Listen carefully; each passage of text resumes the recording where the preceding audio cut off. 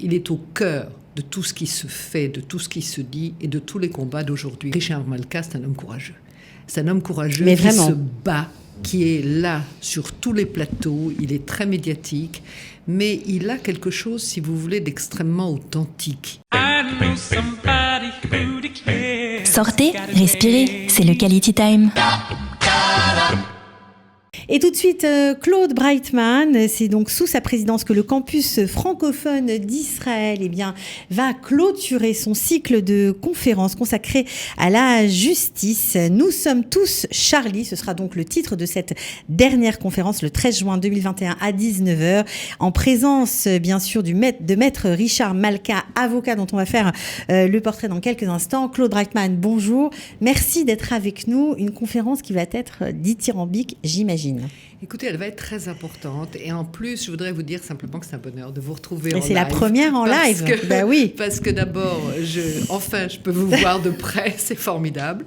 Et puis au-delà, oui, on a fait un effort exceptionnel pour faire venir Richard Malka avec des dérogations dont je ne vous dis rien, mais les deux ambassadeurs, celui de France en Israël, celui d'Israël en France, pour faire en sorte que ce monsieur qui n'a une famille de 2e degré en Israël puisse avoir une dérogation officielle pour venir en présentiel au collège, au campus francophone de Netanya, pour clore ce cycle vraiment qui a été d'une qualité magnifique, de bas d'inter à la complexité du système judiciaire israélien.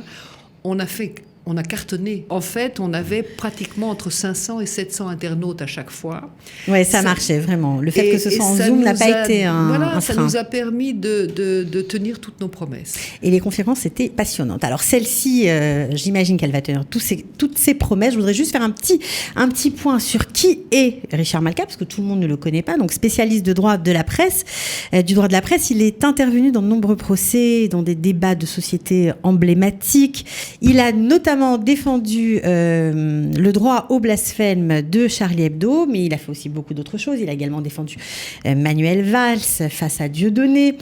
Je ne sais pas s'il va évoquer tous ces sujets lors de cette conférence. Et il a même défendu Benjamin Griveaux, candidat à la mairie de Paris, lorsque l'activiste Piotr Pawlański met en ligne ses correspondances et les vidéos privées à caractère sexuel attribuées à l'homme politique. Bon, on en a entendu parler jusqu'ici. Il est aussi l'avocat de Mila. Je crois que là, c'est dans quelques jours le procès. Cette fameuse adolescente de 16 ans qui a été harcelée sur les réseaux sociaux parce qu'elle avait posté une vidéo et critiqué l'islam. Donc vraiment, c'est quelqu'un qui est au cœur de tous les débats de la société française.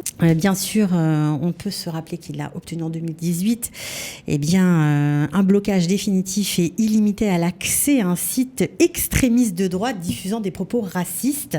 Il faut savoir que c'est important pour nous aussi qui sommes en Israël de voir qu'il y a des gens qui se battent pour ce genre de choses, notamment on se souvient de son client Aurélien Antoven, à l'époque, âgé de 16 ans, on en avait beaucoup parlé. Voilà, et puis en 2019, il a aussi obtenu, et là c'est une condamnation d'Alain Soral, 1 an de prison ferme pour injure raciale. Je crois que c'est important de rappeler les faits, de savoir qui vous recevez, parce que parfois les gens sont ici et on entend les noms, oui bien sûr, ah oui, Maître Malka, mais on ne sait pas vraiment qui c'est. Et vraiment, je tenais à vous remercier parce que c'est quelqu'un qui force l'admiration. Il est totalement en plus dans son temps, franchement, parce que non seulement il est avocat de renom et franchement très talentueux, mais en plus il est scénariste de BD, caricaturiste, il est romancier, il fait un tas de trucs incroyables. Il a quand même vendu et dessiné, en tout cas, participé à une BD qui s'appelle La face carchée de Sarkozy. Plus de 200 000 exemplaires vendus, c'est quand même pas mal. C'est pas mal du tout. Vous savez, je vais vous dire d'abord merci. Merci. Je voudrais redire quand même, rendez-vous le 13 juin à 19h pour cette conférence, franchement, à ne pas manquer. Au campus francophone de Netanya, absolument. Écoutez, merci d'avoir rappelé tout cela parce qu'il est tout cela. Il est au cœur de tout ce qui se fait, de tout ce qui se dit et de tous les combats d'aujourd'hui. Vous savez, Simone Veil disait toujours, ce qui est le plus important chez un bonhomme, c'est son courage. Et Richard Malka, c'est un homme courageux. C'est un homme courageux qui se bat, qui est là sur tous les plateaux, il est très médiatique, mais il a quelque chose, si vous voulez, d'extrêmement authentique. il ne raconte pas d'histoire, il va au cœur des vrais problèmes et il n'a pas peur de se battre, ni contre le système, ni contre les ondis, ni contre l'islamisme. Voilà. On connaît les fatwas et toutes les mises en garde qui ont été faites aux personnalités qui s'expriment sur ce thème. Absolument, absolument. Il est en plein dans ce grand dilemme qui se pose aujourd'hui à la République française. On vit en Israël, pour nous c'est une évidence d'être contre l'islamisme, etc. Imaginez ce que nos compatriotes français en France sont en train de vivre avec précisément, si vous voulez, cette accumulation incroyable d'actes de terrorisme de tous bords, des égorgements, des décapitations, des assassinats de policiers. Il faut prendre un certain nombre de positions qui doivent être très courageuses, mais c'est compliqué. Il y a la République, il y a le vote, il y a l'appareil politique, et on sent bien, si vous voulez, qu'il y a des tensions extrêmes entre tout cela. Nous, en tout cas, on tient notre promesse, parce que cette année, on a eu un cycle vraiment, je vous le rappelais tout à l'heure, d'une qualité exceptionnelle, du très grand, du géant Robert Badinter, jusqu'à Richard Malka. C'est un très beau parcours. On peut aussi citer David de Paz, ce juge antiterroriste incroyable. Absolument merveilleux. Et puis tous ceux qui ont porté vraiment leur voix et leur expertise pour véritablement nous aider à comprendre. Parce que vous savez, la justice aujourd'hui, c'est le cœur de la guerre. On est en plein dedans. Alors la justice internationale avec Daphne Barak, ce qui se passe aujourd'hui à la Hague pour nous Israéliens, avec cette espèce de menace incroyable contre crimes de guerre, etc. Pour les soldats. Une folie totale. Et il fallait quand même essayer d'aller jusqu'au bout, de comprendre et d'éclairer tout cela. Alors qu'est-ce qu'il va faire exactement? De quoi il va parler? Il va raconter toute l'histoire du procès Charlie Hebdo, parce que ça s'appelle Nous sommes tous Charlie, ou alors ça va être plus large? Non, je pense, si vous voulez, qu'il y a deux choses. D'abord, je sais qu'il a une immense affection pour Israël. Il a même des gens de sa famille qui vivent en Israël, ce qui nous a permis cette dérogation extraordinaire de pouvoir, même au second degré, de le faire venir en Israël. Et en plus, si vous voulez, je crois qu'il va se sentir extrêmement à l'aise, précisément en Israël, de parler de ses autres combats aussi. Parce que Charlie, bien entendu, c'est historique, c'est symbolique, c'est emblématique. Il y a eu quand même 2 millions de manifestants dans les rues, y compris à l'époque notre Premier au-delà ministre. de ça, il était aussi très proche de l'équipe. Il dit même dans certaines interviews qu'il ne peut toujours pas regarder les vidéos de l'assassinat de cette équipe. Écoutez, c'est un homme normal. Bien sûr. Comment voulez-vous regarder vos amis assassinés sous vos yeux et puis ensuite, après, essayer de décortiquer, de décrypter, d'éclairer cette horreur, et pour finalement rendre justice, c'est un bien grand mot, mais en tout cas, si vous voulez, mettre les choses au clair, loud and clear, comme on dit en beau français, pour que véritablement les autres entendent cette horreur-là et comment il faut prendre des décisions et comment il faut se positionner vis-à-vis de tout ça. Donc je crois qu'on a beaucoup de chance, c'est un immense privilège. D'ailleurs, Éric Danon vient de me donner son accord, l'ambassadeur, pour dire quelques mots en introduisant cette séance de clôture qui a été vraiment remarquable, qui nous a permis de garder les liens avec tous ceux qui sont avec nous depuis 18 ans. Donc ça, c'est quelque chose dont on est très fiers. Et puis au-delà, si vous voulez, ça nous a permis d'accompagner nos étudiants. C'est quand même notre première mission, Shakati, vous le savez. Et ils ont tous eu... On attend les derniers résultats du mois de juillet maintenant avec les derniers examens. Mais enfin, ça a l'air d'être un sans faute, c'est-à-dire les années de licence, les années de master, bien terminées, bien faites, des jolis diplômes à la clé. Et on recommence l'année prochaine. Et en présentiel. Il faut le préciser. En présentiel, les diplômes, bien sûr. Mais bien sûr. Mais pour le moment, nous avons eu des cours, comme tout le monde, dans toutes les autres facultés, dans toutes les autres universités d'Israël, en Zoom. Mais là, vous allez reprendre à la rentrée en présentiel? Complètement. D'accord, il faut le dire. Complètement. Et puis, on se lance dans notre nouveau sujet de l'année prochaine. On va vous faire un immense cadeau. On va vous parler de la créativité. Et en exergue, on a pris une citation extraordinaire de Meyers qui dit « transpercer le banal pour trouver le merveilleux ». Alors, on va commencer par cette source extraordinaire dans le déchirement, les ruptures, les déchirures de Serge Gainsbourg. Comment on va essayer de comprendre qu'est-ce que c'est que ce génie, qu'est-ce que c'est que cette créativité extraordinaire. Ce sera la première conférence sur la créativité. Ce sera l'inauguration en grand avec des chansons en live, avec évidemment des films, avec des interviews. Alors, de qui Serge sera là Gainsbourg. pour porter la parole de Serge Gainsbourg? On espère avoir quelqu'un de sa famille. Je ne peux pas tout vous dire maintenant, mais on espère avoir quelqu'un de sa famille. Mais nous allons en parler comme il le faut avec des gens qui aiment et qui savent comprendre précisément cette créativité. Là, vous allez extraordinaire. affoler les fans et ça va être surtout très intéressant d'aller... Un très grand scientifique, Lionel Nakache, qui va nous essayer de poser des questions. Il m'a dit, je vais vous poser des questions idiotes.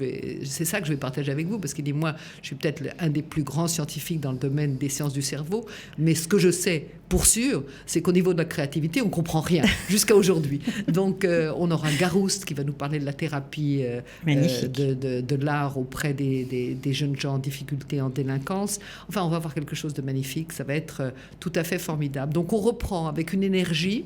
Un très joli thème qui va nous faire du bien. Avec une détermination, parce qu'il faut absolument qu'on arrive, si vous voulez, à retrouver cette énergie, cette vitalité qui a été un petit peu en sommeil pendant cette année de Corona, chez tout le monde.